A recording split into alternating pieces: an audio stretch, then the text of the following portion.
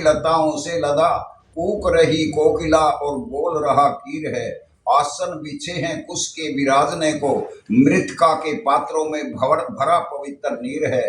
पत्थर पड़ा है द्वार पर कंडे तोड़ने को, यज्ञ की सुगंधी से सुगंधित समीर है। और सूख रही गीली समिधा यज्ञ के आसपास देखो, ठाकुर राजवीराचार्य की जीर्णीय कुटीर है, जीर्णीय कुटीर है। देखिए प्रातः काल की पवित्र और पावन बेला में ये दीपावली के उपलक्ष्य में यज्ञ किया है। भारतवर्ष में समस्त आर्यवर्त में एक परंपरा रही है, जितने पर्व होते हैं उनको पर्व कहते हैं। जैसे उर्दू के महोत्सव होते हैं, ये पर्व होते हैं। जैसे ये गांठ, इसी प्रकार से ये पर्व बनाए हैं ऋषि मुनियों ने, ताकि हमारा गृहस्थ आश्रम से हम ऊब न जाए, तंग न हो जाए, इसमें खुशियां मिलती रहें। और जो भी धार्मिक काम करते हैं, कोई भी काम कार्य है, वो सारे के सारे जो है यज्ञ के द्वारा ही किए जाते हैं। चाहे युद्ध का प्रारंभ हो, चाहे कुछ भी हो, जो भी है उसमें यज्ञ का के द्वारा प्रारंभ होते हैं। उसका छोटा रूप है दीपक जलाना। घर में महिलाएं दीपक जलाती हैं, ये एक यज्ञ ही है, वो लघु यज्ञ है, छोटा यज्ञ है। वो घी का दीपक जलाती हैं, उससे भी सारे घर के अंदर वातावरण शुद्ध होता है, खुशबू फैलती है। और जैसे इसमें घृत सामग्री साकिल्य डालकर यज्ञ के अंदर परोपकार का काम, सर्वश्रेष्ठ काम हम करते हैं, वो किया जाता है। इसी प्रकार ये दिवाली है। कुछ लोगों को ये भ्रम है, वो उसका या तो ज्ञान नहीं रखते या जानबूझकर भी अनजाना करते हैं। क्यों? देखिए, ये दिवाली केवल तभी से नहीं मनाई गई कि जब से के श्री राम अयोध्या में आए थे। हाँ, उनकी खुशी में घी के दीपक अवश्य जलाए गए थे। अंधेरी रात थी पूरी समय, दक्षिणायन में उस समय सूर्य चला जाता है, और दिन में भी इतना जो है सूर्य का प्रकाश इतना नहीं होता। रात तो पूरी अंधेरी होती है, काली अंधेरी होती है पूरी। इसीलिए प्रयत्न किया जाता है गृहस्थों के द्वारा दिए जला करके अगर भाई को प्रकाश को लाया जाए और इस अंधकार को मिटाया जाए। जैसे हमारी संस्कृति में कहा ना, ओम अस्तो माँ सदगमा तमसो माँ ज्योतिर्गमा मृत्योर्मा अमृतमगमा। हे प्रभु, हमें असत्य मार्ग से सत्य की ओर ले चलो, हमें अंधकार से उजाले की ओर, प्रकाश की ओर ले चलो। अब अर्थात हमें अज्ञान से ज्ञान की ओर ले चलो, हमें मृत्यु मार्ग से छुड़ा करके उस अमृत पद को प्राप्त किए, मोक्ष की भी हम तैयारी करें। ये कहा ऐसे। तो दीपावली के विषय में मैं यही कहूंगा कि ये दीपावली तभी से नहीं मनाई जाती। राम को जो है योगी राज कृष्ण को महाभारत के युद्ध को 5126 26वां वर्ष चल रहा है, और राम को 8,64,126वां वर्ष चल रहा है। और मनु महाराज, जो मनु है ना, विवस्वान का बेटा मनु है, सूर्य मनु है, जिसकी व्यवस्था में हम जी रहे हैं, चल रहे, व्यवस्था बना के रखी है हमारे लिए। उस मनु का काल 21,59,126 वर्ष का है। और सृष्टि रची थी ना जब तिब्बत में त्रिविष्टम में, उसका समय 1,96,68,53,126वां वर्ष चल रहा है। लगभग 2 अरब साल हो गए हैं, और ये 4,32,00,00,000 तक सृष्टि चलेगी। तो मेरा कहने का भाव ये है। तो फिर ये दिवाली का यज्ञ क्यों करते हैं, क्या है ये देखिए, हमारे यहाँ यज्ञ तो हर पर्वों पर होते हैं, लेकिन 2 बड़े यज्ञ हैं। एक ये है ना दीपावली का यज्ञ, ये हमारी नई फसल का यज्ञ है, इसको नवश्रेष्ठ यज्ञ बोलते हैं। इसी प्रकार एक यज्ञ होली का होता है। होली का पर्व जो होता है और यज्ञ होता है, सबसे बड़ा होता है। गांव से बाहर लोग करते थे मंदिर आदि पर, और उसमें लोग अपनी समिधा घृत लेकर के जाते थे। आज कुछ उस परंपरा को निभा रहे हैं। और एक यज्ञ सार्वजनिक है, सब घर में होता है, प्रत्येक घर में होता है, गलियों में, आंगन में, अपने द्वार पर दीपक जलाए जाते हैं। ये भी उसी का प्रतीक है। आगे भाई अंधकार को भगाया जाए, प्रकाश को लाया जाए, अज्ञानों का समाप्त किया जाए और सत्य धर्म का प्रचार किया जाए।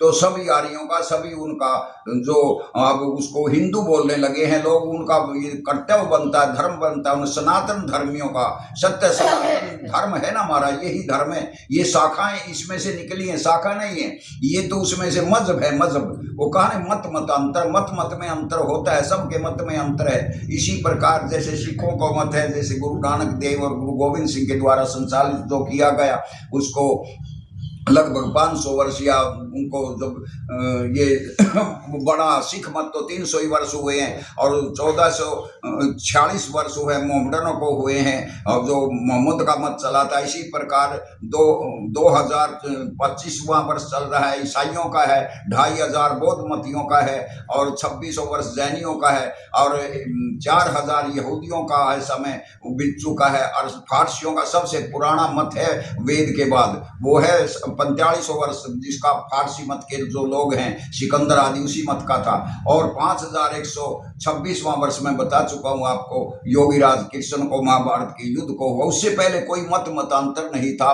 मतांतर छोड़ो इन बात को, मैं आगे आपको ये बताना चाहता हूं। ये दिवाली अब ये फसल आई है नहीं हमारी, जैसे इसकी है श्रावणी की फसल है, मुख्य होता है इसमें चावल की लाजा की और इसकी खीर की आहुति देते हैं, इसका पूजन करके। और ये लोग नए अन्न का सेवन तभी करते थे। इसमें उड़द है, तिल है और इसी प्रकार के आजकल की जो मूंग है, ये फसल है ना श्रावणी की, उसके उपलक्ष्य में किया जाता है। उसका पूजन कर करके देखिए लोग तो तरह तरह से और तरीके से भी पूजते हैं मंदिरों में, लेकिन यहाँ अग्नि को देवता मान्या है। अग्नि एक ऐसा देवता है जो साकल्य हम उसमें डालते हैं उसको अपने पास नहीं रखता, उसको उसी समय भक्षण करके हमें वापिस कर देता है, भेज देता वायुमंडल में चला जाता है। और वायुमंडल में जाने के बाद वो सबको इतना लाभ देते, इसीलिए यज्ञ को श्रेष्ठतम कर्म बताया। जितने दुनिया में कर्म है ना शुभ कर्म, उनमें सबसे सर्वश्रेष्ठ है, सबसे बड़ा है ये।